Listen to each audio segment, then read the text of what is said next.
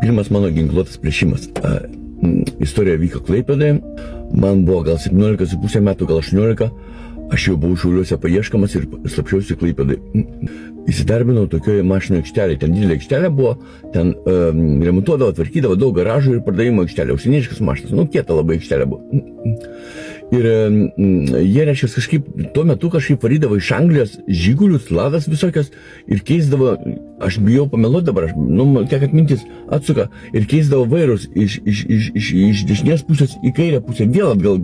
Ir rusais, belarusais atvažiuodavo pirktas mašinas. Ta aikštelė būtent turėjo būtą, kur kartais atvykusius apgyvendindavo. Ir aš žinau, kur tas būtas yra. Ir su kai kuriais klientais aš pabendraudavau.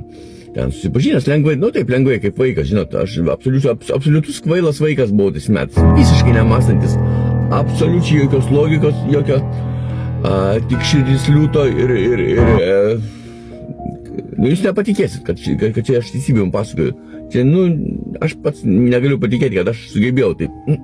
Žodžiu, atvažiavo, dabar bijau pameluoti, ar rusai, ar belarusai, toks vienas aukštas, labai aukštas, įsivaizduokit, man metų gal 18, o jiem kokie 35 rakovnikas, augę vyrai tokie, vienas aukštas, kitas toks burbuliukas, žemesnis.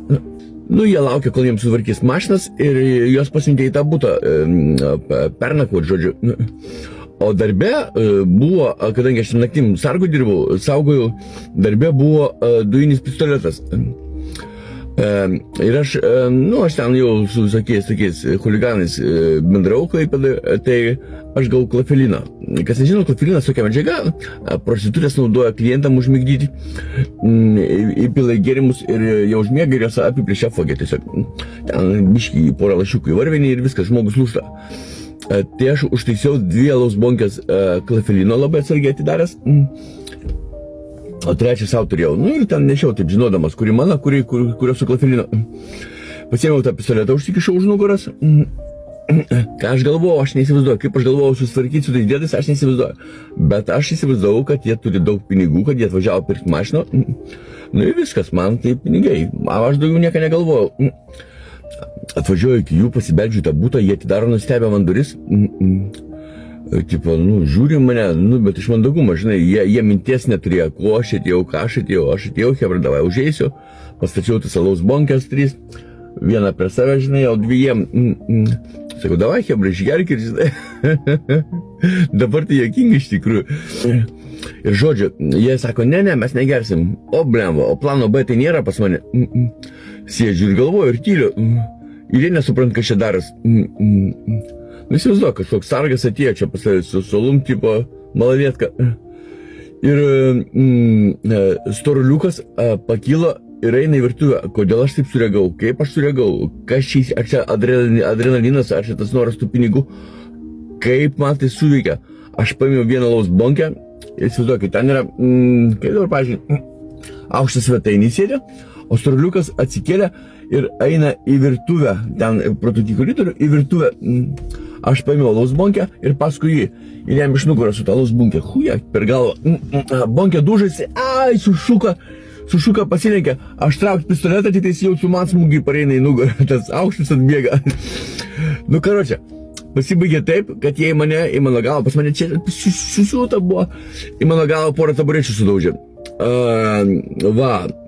Man čia kaspinėlių prisiuvę buvo ligoninėje, viskas. Jie išvietė policiją, policija atvažiavo,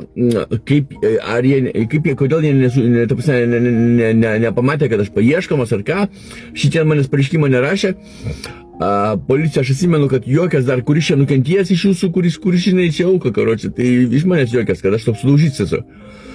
Tai va, tai taip istorija ir baigė. Juokingiausia tai, dar porą faktų apie tą aikštelę, kad aš naktim ten buvo šustrų, po 6 valiklių su burbanų visokių šustrų mašiną amerikietiškų. Aš naktim imdavau tas mašinas, išusrindavau, įvažinėdavau po Klaipėdą. Ir man po viso to užteko naglumą grįžti tą aikštelę. O policija klausė pas aikštelę, iš kur tas pistoletas, kieno tas pistoletas. Aš sakau, aikštelė pasiėmiau. O aikštelė sako, ne, mes nieko nežinau apie tą pistoletą. Tai va, ir įdomiausia tai, kad Man ant tiek nebuvo smegenų, užteko proto grįžti į tą aikštelę ir prašyti, kad mane vėl priimtų į darbą. Aš tau sakau, čia absurdas. Aš neįsivaizduoju, kaip realiai gali būti gyvai tokia istorija. Bet aš prisiekiu viso, kas man šventa, kad čia yra gryna teisybė, kad tai buvo ir tai viena iš nedaugelio istorijų. Jėzus, kiek aš ten sakau, kiek pridėjau, aš viską papasakosiu. Tai va tokia istorija.